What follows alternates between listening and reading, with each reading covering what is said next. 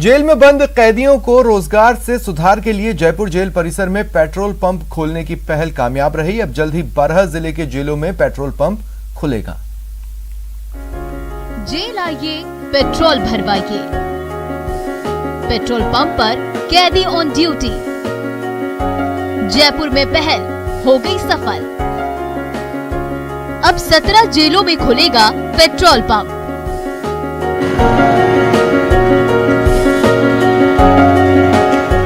Jail परिसर में खुले पेट्रोल पंप पर कैदी ऑन ड्यूटी है।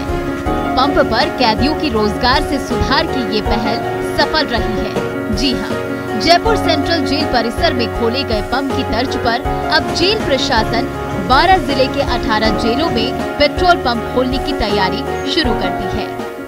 तो ये पहला पेट्रोल पंप शुरू हो गया। अभी 3 दिन पहले हमने अलवर और भरतपुर के लिए भी 2 पेट्रोल पंप का MOU साइन कर दिया है और इसके बाद कोटा और 2 पेट्रोल पंप अजमेर में, 3 की साइट हमारी सेलेक्ट हो गई तो कुछ ही समय में वो MOU भी साइन कर दिया जाएगा। तो ये 6 पेट्रोल पंप्स तो चालू हो ही जाएंगे।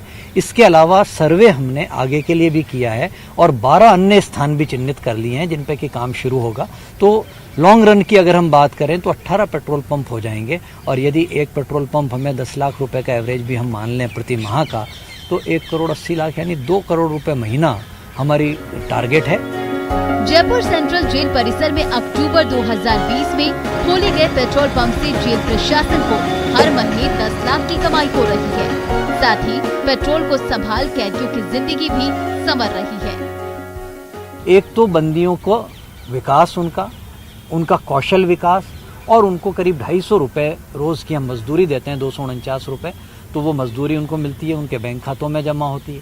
दूसरा जो इसका एक अनूठी बात है कि इससे जो भी हमारी आय होगी वो आय जो है सरकार के खजाने में जमा नहीं होगी, बल्कि उसका उपयोग बंदियों के, जेलों के विकास में हुआ जाएगा।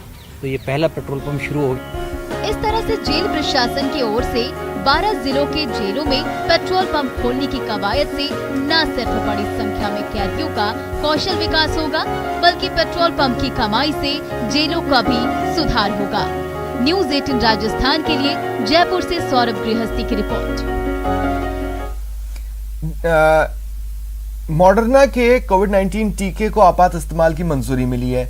मतलब ये कि कोरोना के खिलाफ लड़ाई में भारत को एक और हथियार मिल गया है। मॉडर्ना को मंजूरी मिलने के साथ ही भारत में अब तक 4 कोरोना वैक्सीन को इजाजत मिल चुकी है।